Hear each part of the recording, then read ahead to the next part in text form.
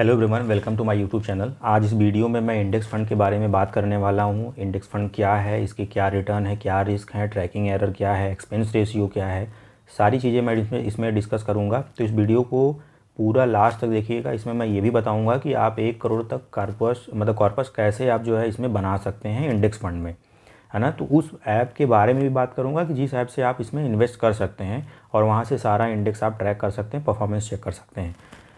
तो देखिए, index fund क्या होता है कि बहुत लोग जो है डायरेक्ट स्टॉक नहीं खरीद सकते हैं, उनको नॉलेज नहीं होती कि वो मतलब किस स्टॉक में इन्वेस्ट करें, कैसे वो स्टॉक पिक करें। तो इंडेक्स फंड उनके लिए सबसे बढ़िया ऑप्शन है।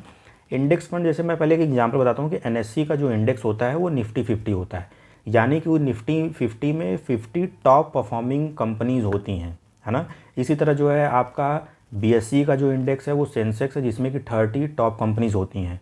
अगर आपको मान लीजिए किसी 50 कंपनीज इन्वेस्ट करना है, तो आप सिंपल है कि किसी इंडेक्स फंड के थ्रू आप इसमें इन्वेस्ट कर सकते हैं। ये इंडेक्स फंड मैनेजर जो फंड मैनेजर होते हैं वो आपके फ़ंड को मैनेज करते हैं आपके बिहाफ पे, ठीक है। तो जैसे मान लीजिए कि जितनी भी टॉप 50 कंपनीज होंगी, जैसे जैसे वो परफॉर्म करेंगे वैसे वैसे जिस इंडेक्स में आप इन्वेस्ट करेंगे वो उसी तरह वो भी टॉप 50 कंपनीज़ की तरह वो भी जो है परफॉर्म करेंगी, क्योंकि जो टॉप 50 उसमें होती है इसी में टॉप 50 वही होती हैं। जैसे जैसे वो रिप्लेस होता है वैसे वैसे टॉप जो इंडेक्स फंड होता है वैसे वो भी रिप्लेस होते हैं। अब बात कर लेते हैं रिस्क और रिटर्न की। तो रिस्क इसमें जो है मतलब ये वोलेटाइल कम होता है in compare to other fund.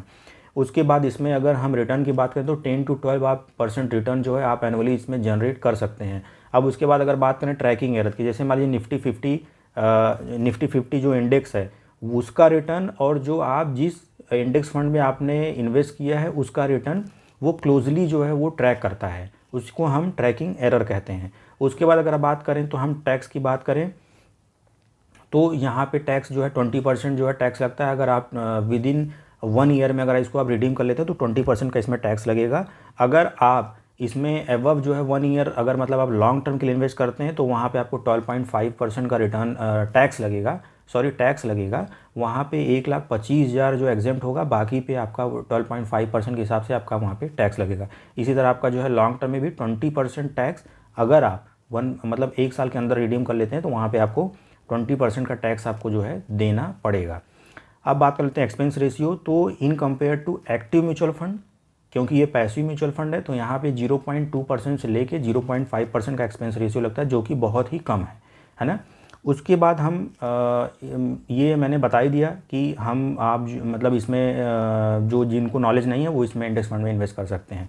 अब मैं आपको जो है लेके चलता हूँ वेबसाइट पे, ईटी मनी के वेबसाइट पे, जहाँ पे आप सिंपल जो है ये देख सकते हैं कि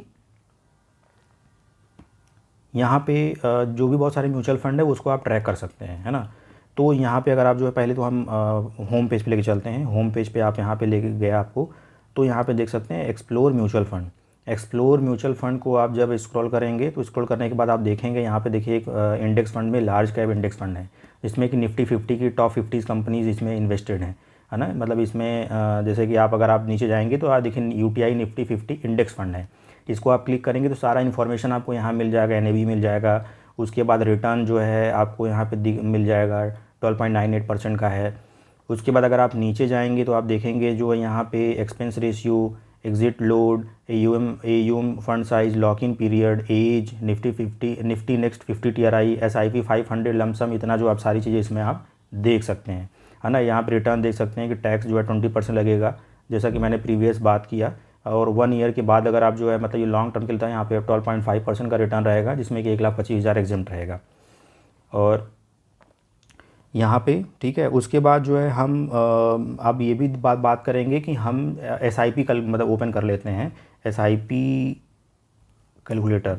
यहाँ पे जब आप जो है इसको ओपन करेंगे तो सिंपल यहाँ पे देखिए, हम अगर मान लीजिए यहाँ पे 12,000 कर लेते हैं तो 12% के हिसाब से 10 ईयर का इसमें हम एक 10 ईयर का हम टेन्योर रख लेते हैं, टाइम पीरियड। तो यहाँ पे अगर इसको हम 10 ईयर नहीं, इसको हम 20 ईयर कर लेते हैं तो 20 ईयर में आप आराम से 1 करोड़ का कॉर्पस, जितना लंबा रहेगा तो उतना कॉर्पस आपका जनरेट होगा।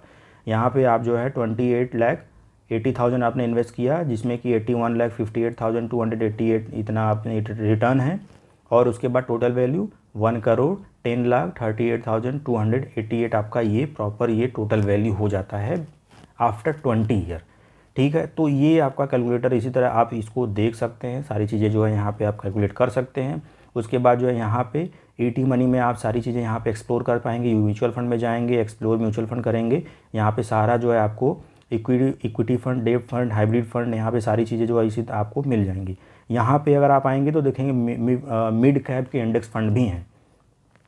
तो अगर आप यहाँ पे स्क्रॉल करेंगे, नीचे जाएंगे तो देखेंगे आप मोतीलाल ओसवाल का निफ्टी मिड कैप है, आदित्य बिरला के, इस तरह तमाम जो है सारी चीज़ें यहाँ पे आप इक्विटी मिड कैप है, यहाँ पे आप चेक कर सकते हैं, सारा इन्फॉर्मेशन ले सकते हैं। ये वीडियो अगर आप लोगों को पसंद आया हो तो प्लीज़ लाइक करिएगा, शेयर करिएगा, सब्सक्राइब करिएगा, कमेंट करके बताइएगा कि ये वीडियो कैसा लगा। मैं फिर नेक्स्ट वीडियो में मिलूँगा, तब तक लिए आप लोग अपना ख्याल रखें। धन्यवाद।